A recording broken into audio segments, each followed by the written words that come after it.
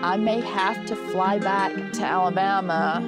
That means we would have to change our wedding date. I'm in a lot of pain.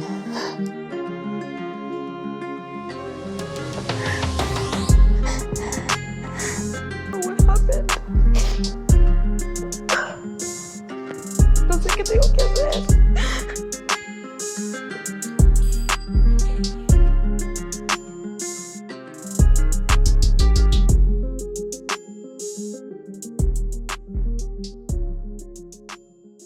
Hey guys, welcome back to another video. Today we are catching up with Kris and Jeymi. Okay, so it's been a couple days since she's been there and they decide to go out, and Kris kind of freaks Jeymi out by asking to go buy a weapon for the home. Quiero ir a una tienda donde tengan armas. Quiero comprar algo para mantenernos a salvo. I think she's trying to kill me. Yeah, Jeymi is very uncomfortable with the idea of having any sort of weapon in the home. You feel safe for this? But I'm scared right now. You probably should be. I will say I do kind of agree more with Kris, and I guess because I grew up in the South as well. Having weapons is normal. Now I wasn't, my home didn't have a ton of weapons, not like what she shows here. One of the best joys and down south redneck fun is knives. Knives. But, we did always have something to protect ourselves.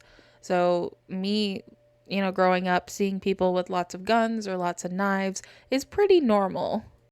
They get to the store and Jeymi's just getting more freaked out by the minute. Keep him at bay. Oh my God, I'm nervous right now. Yeah. But despite being totally freaked out by it, she does agree for Kris to go ahead and get it. If you want, we can have it for the house. Not in the room, but we can take it. Thank you. You're welcome. I will say one concern that I would have if I was her, she hasn't really voiced it, but I'm assuming she's kind of thinking that because she says, we can have it, just not in the room. So I'm assuming she means their bedroom, but would be her narcolepsy. Does she do any sleepwalking? Wake up and be like, oh my God, intruder. Stab, stab, stab, stab. She's especially because she's in a new country. I don't do well sleeping in strange places. I have a tendency to wake up and not know where I am. What year is it? So I imagine if you suffer from something like narcolepsy, that's probably gonna happen, and it might freak her out and she might accidentally stab her. My bad. So while doing some furniture shopping, Kris has some bad news for Jeymi. I was served papers to go to court. What? What the fuck? I may have to fly back to Alabama. That means we would have to change our wedding date. Hey, blessing in disguise. So the situation is someone broke into Kris's garage and stole a rare motorcycle out of it quite a few months back, and it was a gift from her dad. She was going to sell it, so she had extra cash while they were in Colombia, but that didn't work out. But she knew who did it, so she's pressing charges, and she didn't expect to have to actually be there for court, but now they're saying that she might have to be there. So this isn't for sure that she's gonna have to go back to Alabama, but it's a possibility. And this makes Jeymi nervous because it reminds her of the time that she ghosted her. I need you understand me. Everything repeat again for my birthday. So 8 months prior, Kris was actually supposed to go see Jeymi for her birthday, but she ghosted her for a whole month. I ghosted Jeymi on her birthday. I became overwhelmed with her neediness and I ghosted her. It's a total dick move. And I'm pretty sure Jeymi had said this was also right after her grandmother died too. And during that time, Jeymi actually started talking to another girl in Texas, which Kris was pretty upset about. She said she broke her trust. But you hurt me too. Yes. By breaking my trust. I know. But honestly, Kris seems like the asshole in that situation because, I don't know, she's not really giving the full story. She's saying that she ghosted Jeymi because she couldn't stand her neediness. But she's not admitting to how not only did she ghost her on her birthday, but when she was supposed to come see her.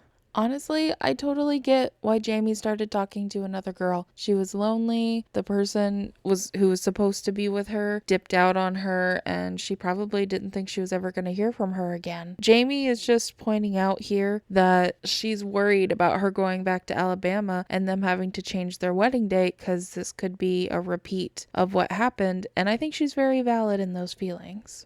Ella no es una persona predecible. Que ella me diga en este momento que se necesita ir. Siento que no va a regresar.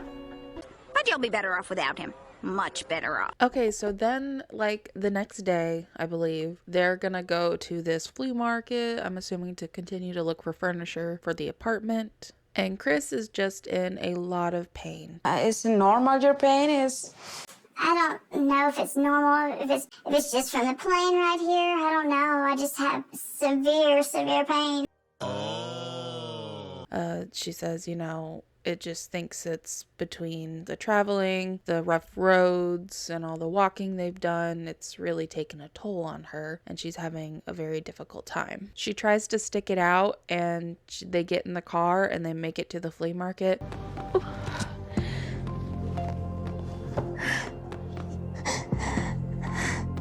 But the whole time she's in the car, she's just laying down and she's like curled up and she's crying. And then they decide they need to go back to the apartment. We need home and call the doctor? I think so. Okay. Okay. And call a doctor. And Jeymi gets really upset and worried. I don't feel it's so bad. She feels bad. No sé qué tengo que hacer. The doctor gets there. They explain the pain is in her neck and her lower back. He said he feels like she's experiencing more muscle pain. Yo realmente ahorita lo único que espero es que todo lo que le esté diciendo el doctor realmente le haga efecto y le ayude a mejorar rápido. So he gives her a shot and a prescription. So hopefully that'll help her. And there's just a few things here that bother me about this situation. Like, one, she says it's neck and lower back pain, but if you look, she's like curled up. And then there's a part where they're talking before they leave, and the way she's leaning up against the wall, her like neck is like cranked. Now, I don't personally live with chronic pain myself, but I do have someone in my life who does deal with chronic pain, specifically back pain, and they don't move like this. When you're experiencing back pain, like, you generally are very stiff and it's like hard to move and it's difficult to get into those positions that she's doing it, especially in the car. She like flipped around and was all curled up. To me, she acted more like she had like a migraine pain. I've done that. I've seen other people with like really bad headaches that, yeah, they're curled up and things like that, but not back pain or neck pain. And I know there's a lot of talk online whether she's addicted. Does she really have this pain? I don't know. I'm saying I still think it's shifty. Some people in my comments don't agree with me, and that's totally fine. But I do know there is a difference between being addicted and dependent on pain medication. Some people do experience large amounts of pain, and just to get through their day, they have to take pain medication. And that's totally valid, and I get that. But I'm just saying a lot of the things she's doing don't add up to such a severe back pain or neck pain that you need that crazy surgery. I've never seen someone with neck pain lay like that. Well, guys, that's all I have for this video. I really hope you enjoyed it. And if you did, go ahead and hit the like button. And if you want to see more, maybe consider hitting the subscribe button. Anyway, I'll catch you guys in the next one. Bye. In case I don't see ya. Good afternoon, good evening, and good night.